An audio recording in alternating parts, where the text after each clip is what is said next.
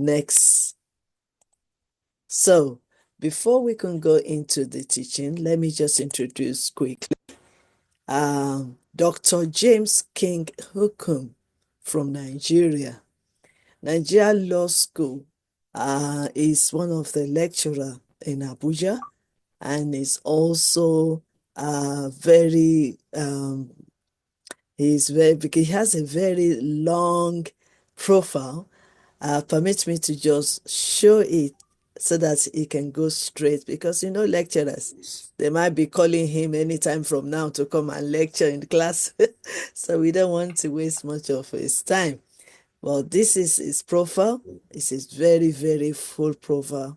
And we are blessed to have him around live on this program to come and teach us from his wealth of knowledge, wisdom, and experience.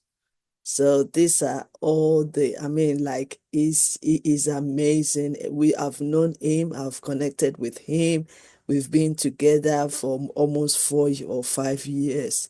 So we are bringing him again to come and be enlightening us, because knowledge is powerful and education is the key to the future. And when we keep learning, we keep growing our mindset. And that is the main reason why we are inviting him to come and talk to us today. I have his slides, and I believe he's given me the permission to share his slides, and then we just straight away invite him to start off his own presentation this morning. Let me just make sure we are in the right track.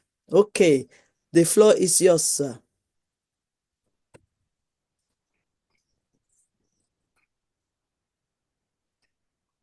Dr. King Jane Nkum. Okay. Good morning once again. I hope everyone can hear me very well. We can hear you, but if you can adjust your camera so that we can see your mouth. Yes, if we can bring it up a bit so that we can see. Yeah. Okay, I think it's better now. Yes, sir.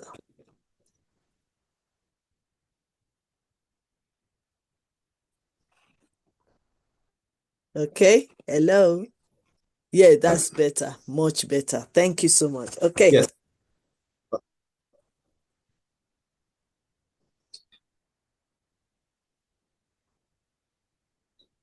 Okay. I have your slides on the, or you want to show your slides? Thank you very much, Your Majesty. Yes, please. Thank you very much, Your Majesty, for the opportunity to feature in this unique masterclass. I always find it a privilege to share and also to learn from this international platform, and a prestigious one at that.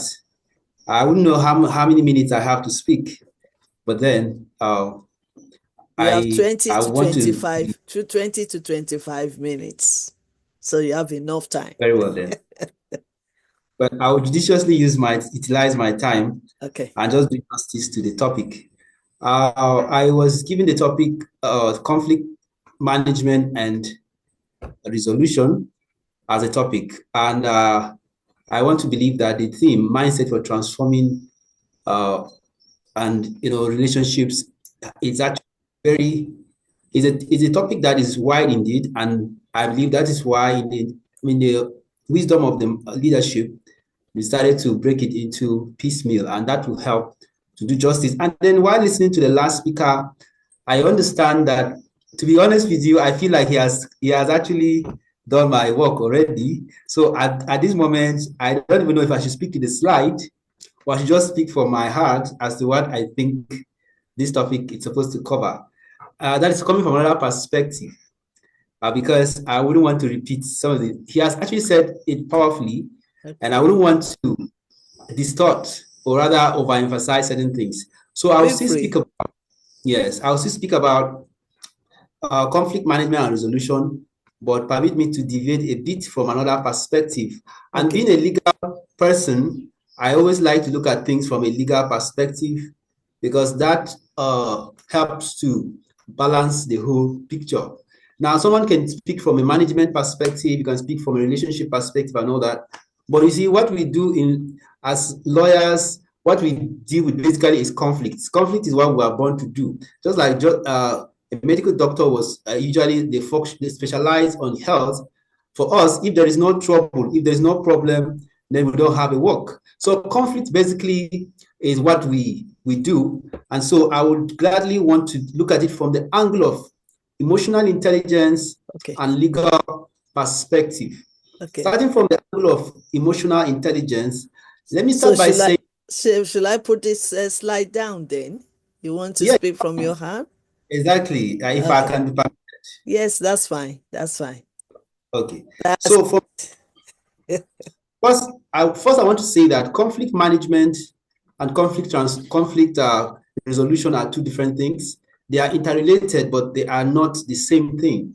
Like the last speaker just spoke, one focuses on managing the crisis in such a way that it doesn't escalate, in such a way that it doesn't lead to, worse situations, while resolution aims at ending it once and for all. There are situations that require conflict management, that you need to just manage the conflict until you are able to arrive at resolution.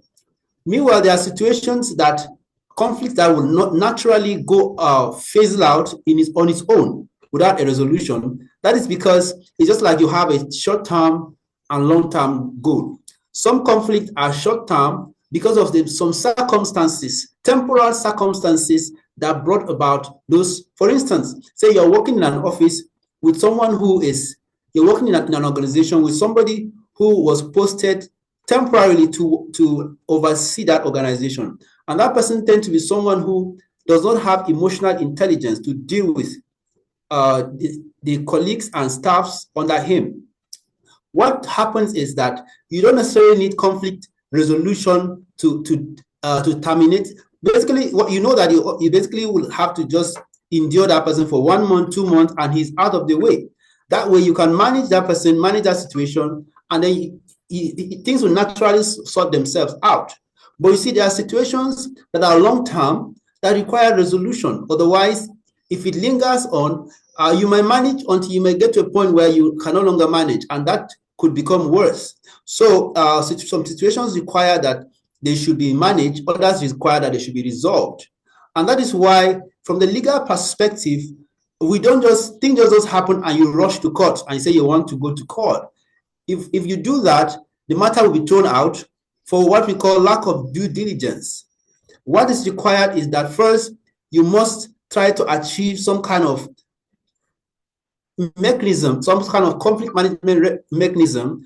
For instance, you have an issue with your partner, and all you need is understanding. But the partner does not want to understand. Now, by the time you engage a lawyer, you have actually drawn the line away from interpersonal relationship, actually made it legal. And so the lawyer on this side, your lawyer will have to write to the other lawyer and state your claims, state your issues, and demand, is what we call legal demand. First, you must write a letter, demand that something be done, otherwise you're going to take the next.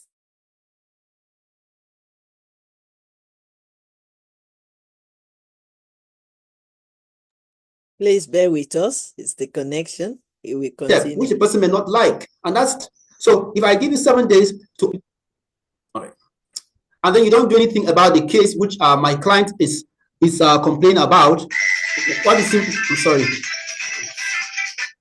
simply means is that we will take the next step, which is to go to court. Now, if that is not resolved, you may even want to initiate some kind of settlements, call for meetings, to try to see how you can resolve this matter amicably with.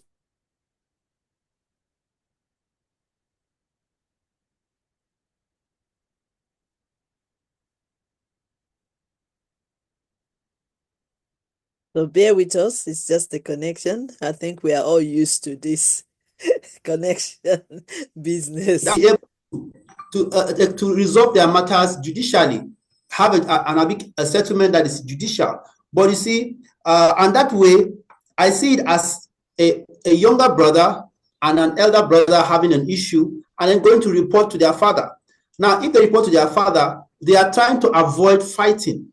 So usually judicial processes of conflict resolution are aimed at avoiding people taking the laws into their hands, avoiding jungle justice. But before you get to that resolution, which is a court process, you should be able to manage it between the parties as a lawyer, call for meetings, try to see how you can mediate, how you can reach, they can reach an agreement, how they can do all this. Now, it's only when that management process fails that you might start to take the long shot by going to court.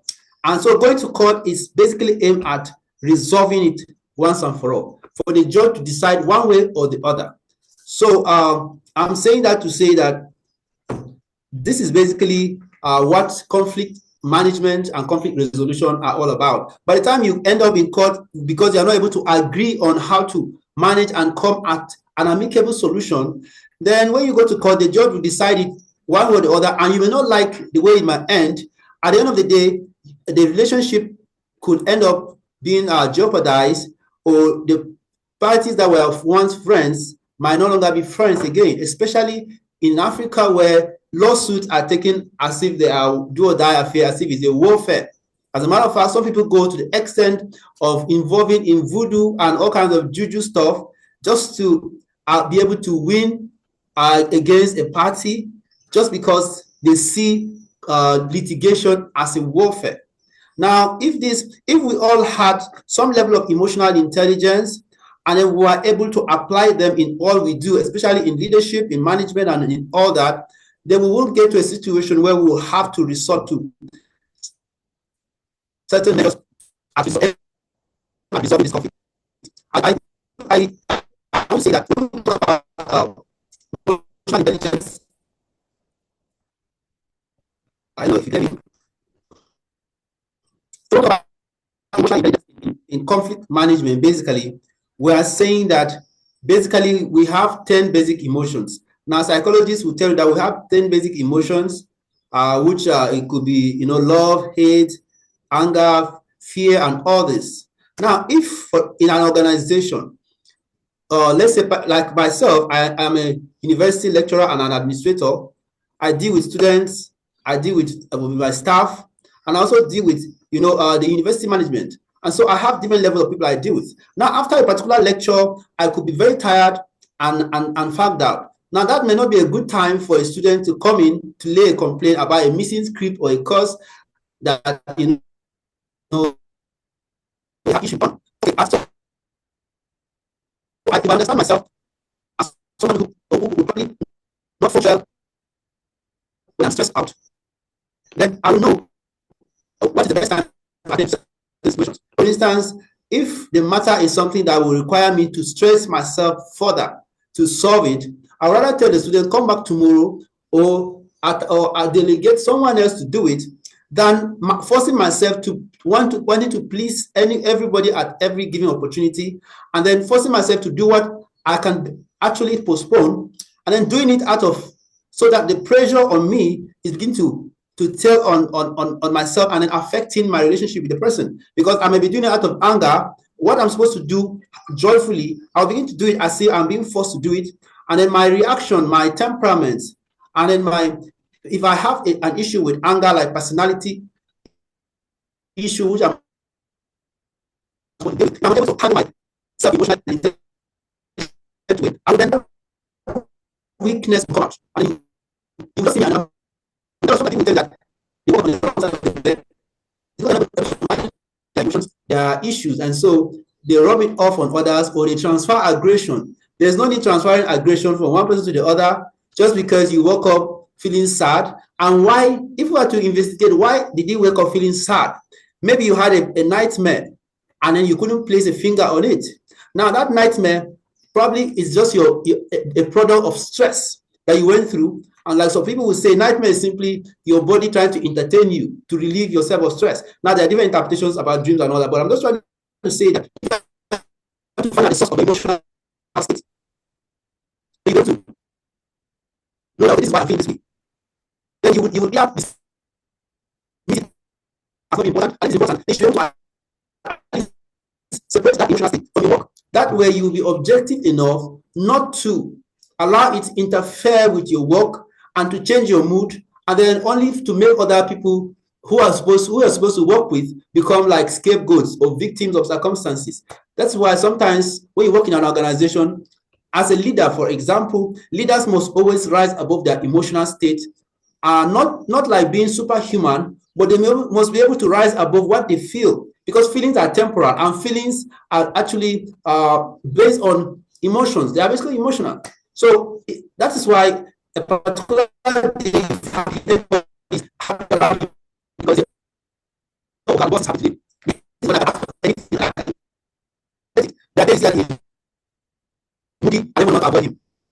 Now, if I know that I have moodiness, then I need to be able to find out something that comes out of temperaments, because people have different types of temperaments, like especially this melancholic and the what they call phlegmatic temperaments tend to be naturally have mood swings. Sometimes for females, a female could just experience mood swing out of maybe a period or something, and so at that moment, if you cannot rise above that temporal state of experience, then one should be able to be intelligent enough to certain interactions that lead to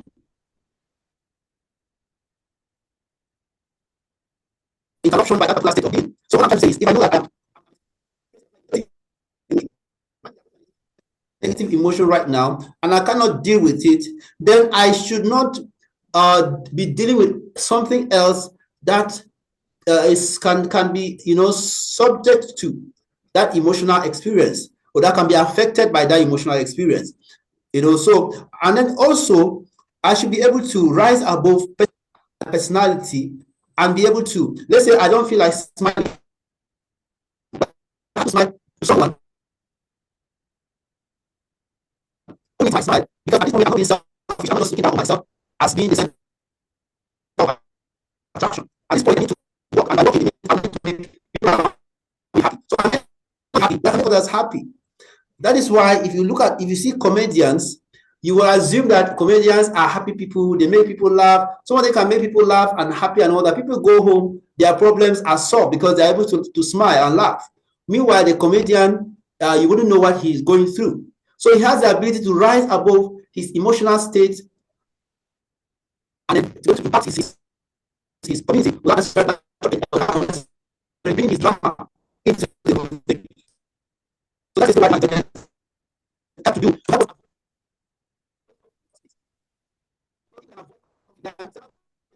Conflicts are, as I said, one of them is avoidance.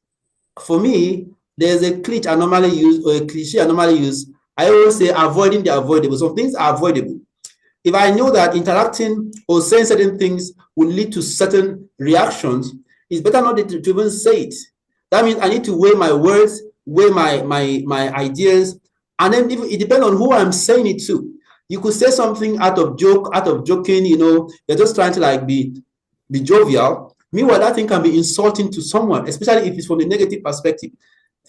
And so I want to I know kind of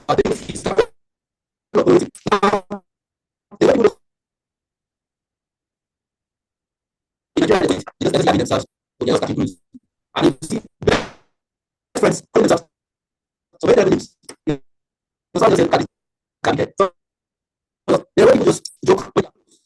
But some of us do not value, do not appreciate, no matter how close you are to me, there are names you call me that I will never take it. There are certain jokes that I won't take, no matter how close we are.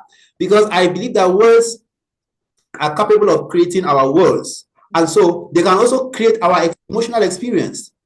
So if I know that I'm not capable of taking or swallowing some certain jokes, I won't tolerate them. So if I know that someone else does not appreciate this kind of joke, the best I can do is to avoid it. I'd rather just remain positive than be negative in trying to be jovial or in trying to crack joke and then make someone feel better. That way I can avoid drama that will come. People are smiling, but inside they are not smiling. They are affected. It's just that they don't have the courage to all of us I didn't like what you did. And one of the best way to avoid conflict is to confront it headlong. Someone says something I don't like or did something I'm not interested in, I should tell them immediately. Because if I don't tell them, then it means I have accepted it. And that is called, in law, we call it condonation. Condonation, even in family law, is when when spouses, when one of the spouse is fond of doing something and the other one keeps tolerating. When if you tolerate certain things, certain state of mind, certain state of being for a while, or state of certain state of a particular action for a while, you will not be heard to later complain that you don't want. If, for instance, in the case of a family, let's say domestic violence, the first day a man or a woman lifts his or her head in the spouse, that's how to stand around and give very strongly and make it very clear that you won't take this again, especially the first and the last time. That way, you establish the boundaries. It's not just that the law protects your right against assault and battery. It is that you yourself recognize that right, and you are not allowing any man born of a woman to assault you in any way just because they are your spouse. Now, if that is clearly stated, the next time the person raises his hand, whether by mistake or by intention, the person knows what he's to expect. Now, that way, it is clear. But they slapped you on this cheek, you turn the other one, which is biblical, which is fine. What it means is the next time they want to slap you, you keep on your cheeks. They don't expect that you have condoned it. And going to condone it, no. That becomes like some kind of acceptable no. You should be heard to complain after you allowed it 5, 6, 7, 8, 9, 10 times, and then you want to complain the 11th time. You will be seen as being complicit in your own misfortune. And so the best thing usually to avoid conflict in the first place, we have to establish boundaries from the inception and let people know our level of tolerance. People have different levels of tolerance. There are those who can endure. Some people's own is patience. Some people's own is long suffering, or rather endurance. Others on is long suffering. That means they can even suffer some until that thing can even kill them. If you look at domestic issues, there are a lot of women, even in Nigeria here recently, people have been dying, but a lot of things have been happening. If you ask them, it didn't still start today. They've been enduring and enduring and enduring until they died in it. So whether from a legal perspective or from a relationship perspective or whatever perspective, it is always important to avoid what can lead to conflict in the first place. When they prevent the cure, it means that sometimes even managing this crisis is not easy as well because it has already become established. Some people like those who are really narcissists and some people who have this issue of psychosocials, people, they tend to, like bullies, usually once they are used to a particular pattern, it becomes very difficult to want to stop. So the best thing usually is to see first if you can even avoid the person in the first place. If it's something that someone you can even avoid, you avoid. And if you cannot avoid them, if you must work with them, then you must establish boundaries. And if that boundary does not work, then you must always make your intention clear. So but once that is not being achieved, you have to approach it by this. Like which I don't have time to do it. It's not what I want. But just as before I conclude, I was supposed to say something about knowing ourselves. One thing about emotional intelligence, which I understand, is that first, it helps you to be self-aware, to know yourself first and foremost. Know who are you, what are your emotions. People want to manage others, understand people, but they don't even understand themselves. You want to love someone, but you don't even have self-love. There's no way you can love someone if you don't love yourself. That's why Jesus started by saying, love, the 10 commandments, one of them, it says you should love your neighbor as yourself. There's no way you want to love someone beyond the level of love for yourself, because self-love is one of the greatest. When Whitney Houston sang that, she knew what she probably was saying. And so if you try to know themselves, know how to carry that circumstance, then the next level is to know the strength of the.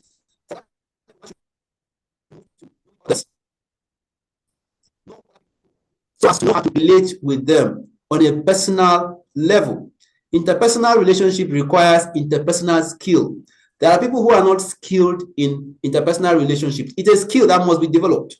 And one of the keys to establishing interpersonal skills is tolerance.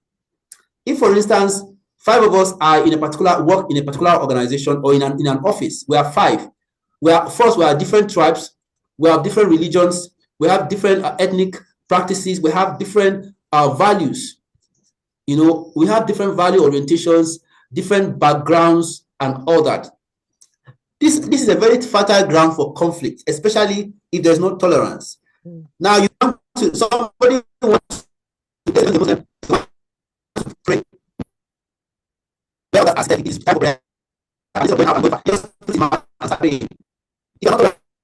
If you are a fanatical Christian, you have problem with someone's praying for you. If you are a fanatical Muslim, you have problem with someone saying, maybe say, exclaiming Jesus, or maybe singing, or dancing, or playing even gospel music where you are. You have problem. But where there is tolerance and people do things first, humanity as humanity, and then tolerate each and every other person, that means they have developed their interpersonal skill and they have risen above primordial sentiment. The ability to rise above primordial sentiment is what makes us to be ascribed as those who are above the other level of life. That means anytime we operate of sentimental consideration, we are operating along the animals. Because can do a lot of things.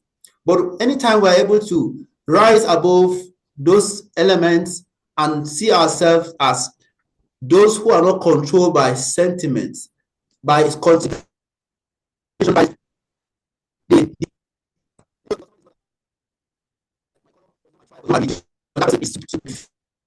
superior. Inferior or more superior than you, it means you haven't risen to that level of human intelligence where you know that ordinarily there's nothing like black, there's nothing like white, because when you look at racism is just another form of bestiality. It's a form of, or tribalism. It's just a form of human lack of intelligence. That is just like saying because you put water in a yellow container, the water does not become yellow because it's in a container. The water is no more important.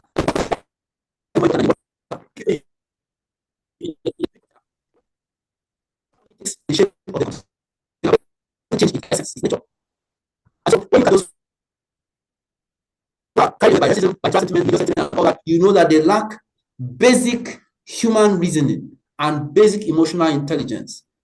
So, above what we call IQ, some people have what they have is IQ, but they don't have EQ. EQ is more important today than IQ. Some they have IQ that is beyond attention, but if they do not have to manage human, if they don't have a relationship, those people attacks the fundamental, characteristics of humanity. You can see, let me give you an example. You can see a student that is very intelligent. The student is an A student, first class material, very well, but the student cannot relate well with the next seat neighbor, the next person, and everybody in class is like an social person. That's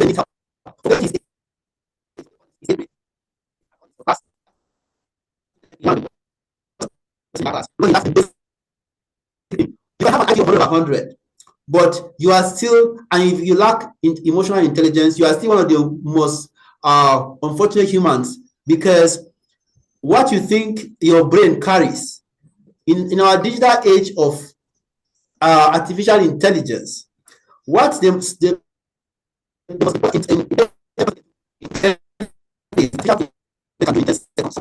so where is the IQ? What is the use of IQ today in our modern age? If not ask,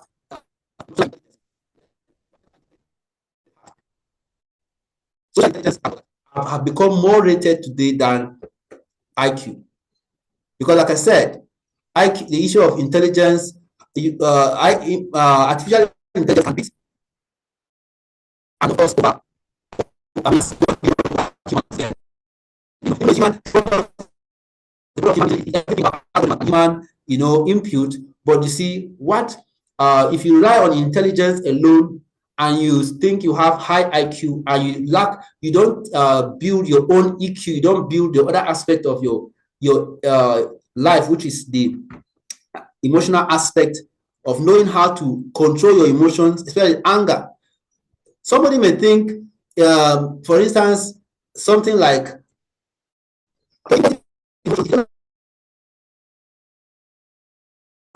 have the same result as the next month. It's a job. People are just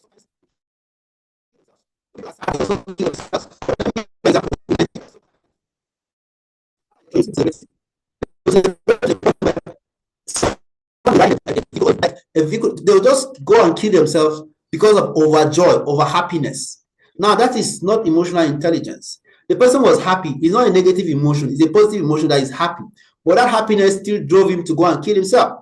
So, in everything, one must develop to a point where they are rational beings, that they are able to not just avoid conflict, but rise above situations that are capable of conflict anyway.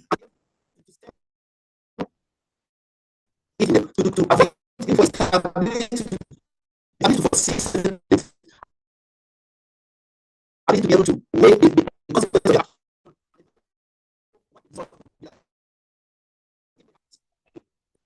of almost there. So I'll try to round up.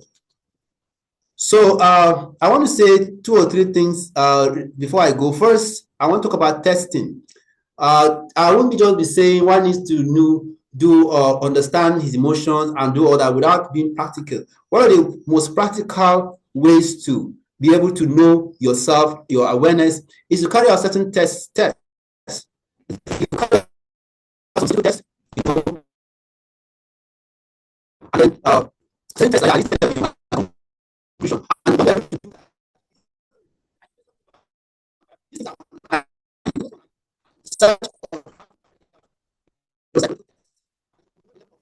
Your psychological state, and then other tests like that are all there and they're online, and it will really help one to understand himself and come to a point where he is it is where he has risen above every other primordial sentiment that makes them susceptible to accepting conflict.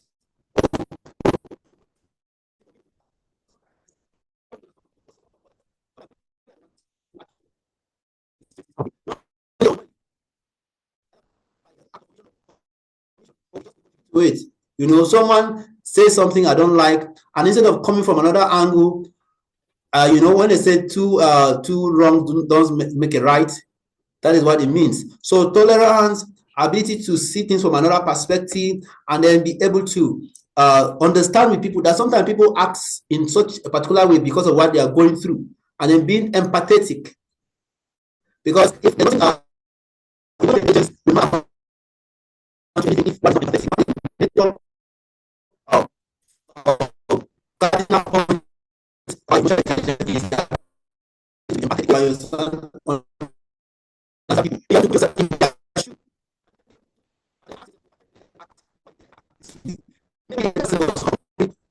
had some issues at home, or maybe just something, or maybe the person is depressed, that is why he acted this way. If I should act the same way, we'll end up with the same result, which we both don't want. And so that ability to act differently will put me in a better position, and the next time the person sees me, I believe the person will honor me, will respect me more than if I had given them, like some people say, that violence.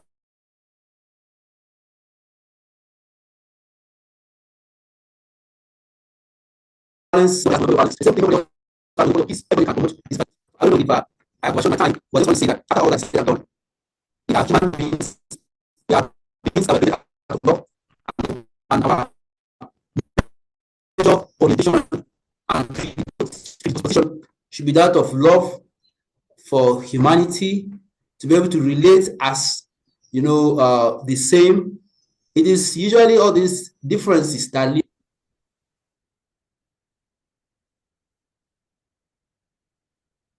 If you can avoid differences, you avoid conflict to a large extent.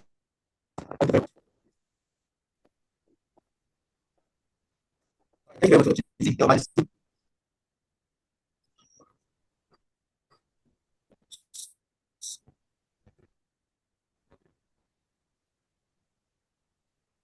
Okay, I think it has been a struggle for Dr. King Nkum sharing with us this morning.